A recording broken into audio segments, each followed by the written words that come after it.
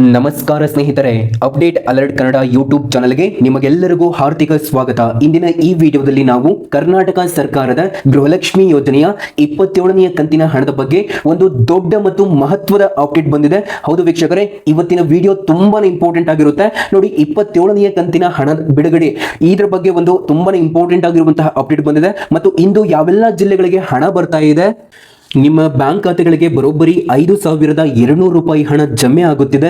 ನೋಡಿ, 4,000 ರೂಪಾಯಿ ಗೃಹಲಕ್ಷ್ಮಿ ಹಣದ ಜೊತೆ ಮತ್ತೆ ಎಕ್ಸ್ಟ್ರಾ 1,200 ರೂಪಾಯಿ ಹಣ ನಿಮ್ಮ ಖಾತೆಗಳಿಗೆ ಬರ್ತಾ ಇದ್ದು, ಇದ್ರ ಬಗ್ಗೆ ಸಂಪೂರ್ಣವಾದಂತಹ ಇನ್ಫಾರ್ಮೇಶನ್ ಅನ್ನ ಈ ಒಂದು ವಿಡಿಯೋದಲ್ಲಿ ತಿಳಿಸಿಕೊಡ್ತೇನೆ.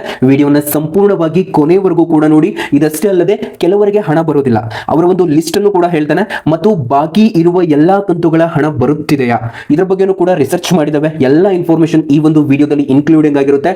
ಪ್ರತಿಯೊಬ್ಬ ಗೃಹಲಕ್ಷ್ಮಿಯರು ಕೂಡ ವಿಡಿಯೋನ ಕೊನೆವರೆಗೂ ಕೂಡ ನೋಡ್ತಾ ಹೋಗಿ ಹಾಗೂ ಎಲ್ಲಾ ಮಾಹಿತಿಯನ್ನ ತಿಳಿದುಕೊಳ್ಳಿ. ವೀಕ್ಷಕರೇ, ವಿಡಿಯೋನ ಕಂಟಿನ್ಯೂ ಮಾಡೋಣ. ವಿಡಿಯೋನ ಕಂಟಿನ್ಯೂ ಮಾಡೋಕ್ಕಿಂತ ಮೊದಲು ನನ್ನದು ಚಿಕ್ಕ ರಿಕ್ವೆಸ್ಟ್. ನೋಡಿ, ನಾವು ನಿಮಗೆ ಯಾವುದೇ ರೀತಿ ಬೇಡದಿರುವಂತಹ ವಿಡಿಯೋಸ್ಗಳು ಮತ್ತು ನಿಮಗೆ ಡಿಸ್ಟರ್ಬ್ ಆಗುವಂತಹ ಅಪ್ಡೇಟ್ ಗಳನ್ನ ಎಂದು ಕೂಡ ಅಪ್ಲೋಡ್ ಮಾಡೋದಿಲ್ಲ. ಹಾಗಾಗಿ ಯಾರಿನ್ನೂ ಕೂಡ ಸಬ್ಸ್ಕ್ರೈಬ್ ಆಗಿರುವವರು ಈಗಲೇ ಕೆಳಗಡೆ ಕಾಣುವಂತಹ ಸಬ್ಸ್ಕ್ರೈಬ್ ಮೇಲೆ ಪ್ರೆಸ್ ಮಾಡಿ. ಹಾಗೂ ಯಾರಿನ್ನೂ ಸಬ್ಸ್ಕ್ರೈಬ್ ಆಗಿಲ್ಲ, ಸಬ್ಸ್ಕ್ರೈಬ್ ಆಗಬಹುದು. ಹಾಗೆ ಈ ವಿಡಿಯೋ ನಿಮಗೆ ಇಷ್ಟ ಆಗಿತ್ತು ಅಂದ್ರೆ ವಿಡಿಯೋಗೆ ತಪ್ಪದೇ ಒಂದು ಲೈಕ್ ಅನ್ನ ನೀಡಿ ಹಾಗೂ ಈ ಒಂದು ವಿಡಿಯೋನ ಆದಷ್ಟು ಕೊನೆವರೆಗೂ ಕೂಡ ನೋಡ್ತಾ ಹೋಗಿ ಪ್ರತಿಯೊಂದು ಇನ್ಫಾರ್ಮೇಶನ್ ಅನ್ನ ತಿಳಿದುಕೊಳ್ಳಿ. ನೋಡಿ, 27ನೇ ಕಂತಿನ ಹಣ ಬಿಡುಗಡೆ. ನೋಡಿ, ಮೊದಲಿಗೆ ಮುಖ್ಯ ಮಾಹಿತಿ ಏನಂತಂದ್ರೆ, ಗೃಹಲಕ್ಷ್ಮಿ ಯೋಜನೆಯ 27ನೇ ಕಂತಿನ 2,000 ರೂಪಾಯಿ ಹಣವನ್ನ ಈಗಾಗಲೇ ಬಿಡುಗಡೆ ಮಾಡಲಾಗಿದೆ. ಹೌದು ವೀಕ್ಷಕರೇ, ನೋಡಿ, ನಿನ್ನೆಯಿಂದನೂ ಕೂಡ ಕೆಲವರಿಗೆ ಮೊನ್ನೆಯಿಂದನೂ ಕೂಡ ಹಣ ಬರ್ತಾ ಇದೆ.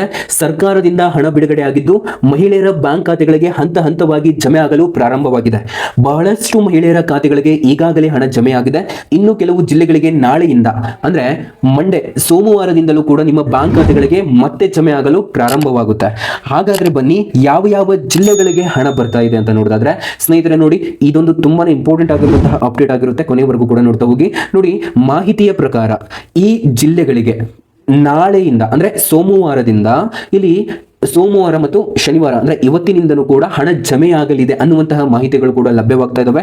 ಅದರಲ್ಲೂ ಬೆಂಗಳೂರು ನಗರ ಜಿಲ್ಲೆ, ಬೆಂಗಳೂರು ಗ್ರಾಮಾಂತರ ಜಿಲ್ಲೆ ಮತ್ತು ವಿಜಯನಗರ ಹಾಗೂ ಧಾರವಾಡ, ಯಾದಗಿರಿ, ಉತ್ತರ ಕನ್ನಡ, ದಕ್ಷಿಣ ಕನ್ನಡ ಮತ್ತು ದಾವಣಗೆರೆ, ಇವುಗಳ ಜೊತೆಗೆ ಇನ್ನೂ ಕೆಲವು ಜಿಲ್ಲೆಗಳನ್ನ ಸೇರಿಸಿ ಸುಮಾರು 11 ಜಿಲ್ಲೆಗಳಲ್ಲಿ ಹಣ ಜಮೆಯಾಗಲಿದೆ ಎಂದು ತಿಳಿಸಲಾಗಿದೆ. ಹಾಗಾಗಿ ನಿಮ್ಮ ಜಿಲ್ಲೆಯಲ್ಲಿ ಇನ್ನೂ ಹಣ ಜಮೆ ಆಗಿಲ್ಲ ಅಂದ್ರೆ ಚಿಂತಿಸಬೇಡಿ.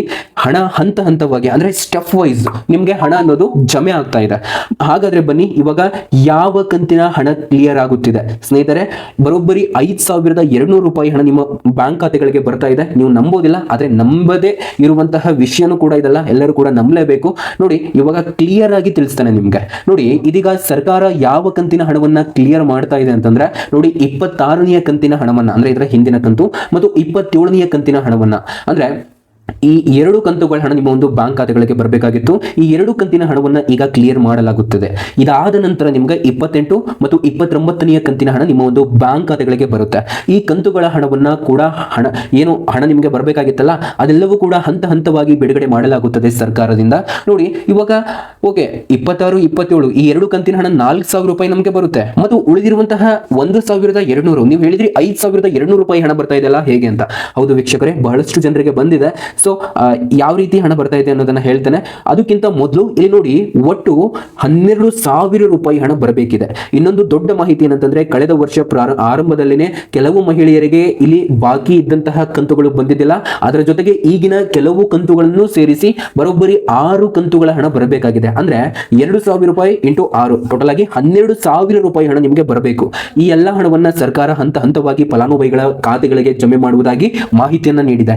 ಹಾಗಾಗಿ ನಿಮ್ಮ ಖಾತೆಗೆ ಇನ್ನೂ ಹಣ ಬಂದಿಲ್ಲ ಅಂದ್ರೆ ಮುಂದಿನ ದಿನಗಳಲ್ಲಿ ಖಂಡಿತ ಬರುತ್ತೆ. ಮತ್ತು ಯಾರಿಗೆ ಗೃಹಲಕ್ಷ್ಮಿ ಹಣ ಬರೋದಿಲ್ಲ, ನಾನು ಹೇಳಿದೆ ನಿಮ್ಗೆ ಮೊದಲಿಗೆ, ನಾನು ನಿಮ್ಗೆ ಒಂದು ಲಿಸ್ಟ್ ಹೇಳ್ತಾನೆ, ಆ ಲಿಸ್ಟ್ ಅಲ್ಲಿ ನೀವು ಕೂಡ ಇದ್ರೆ ಅಂದ್ರೆ ನಿಮ್ಗೆ ಖಂಡಿತ ಗೃಹಲಕ್ಷ್ಮಿ ಹಣ ಬರೋದಿಲ್ಲ. ಇದೀಗ ಪ್ರಮುಖ ಪ್ರಶ್ನೆ ಏನಂತಂದ್ರೆ, ಸುಮಾರು 2 ಲಕ್ಷ ಮಹಿಳೆಯರಿಗೆ ಹಣ ಯಾಕೆ ಬರ್ತಾ ಇಲ್ಲ ಅಂತಂದ್ರೆ ಇದಕ್ಕೆ ಕೆಲವು ಪ್ರಮುಖ ಕಾರಣಗಳಿದಾವೆ ಸ್ನೇಹಿತರೆ. ಹೌದು, ಏನಂದ್ರೆ ಈ 3 ಕಾರಣಗಳಿಂದ ಹಣ ಬರ್ತಾ ಇಲ್ಲ. ಅದರಲ್ಲಿ ಮೊದಲನೆಯ ಕಾರಣ ಬಂದ್ಬಿಟ್ಟು GST ಸಮಸ್ಯೆ. ಹೌದು ವೀಕ್ಷಕರೇ, GST ಸಮಸ್ಯೆ. ಯಾರಿಗಾದರೂ ಮಹಿಳೆಯರ ಹೆಸರಿನಲ್ಲಿ GST ರಿಜಿಸ್ಟ್ರೇಷನ್ ಇದ್ದರೆ ಅವರಿಗೆ ಗೃಹಲಕ್ಷ್ಮಿ ಯೋಜನೆಯ ಈ ಒಂದು ಕಂತಿನ ಹಣ ಸಿಗೋದಿಲ್ಲ.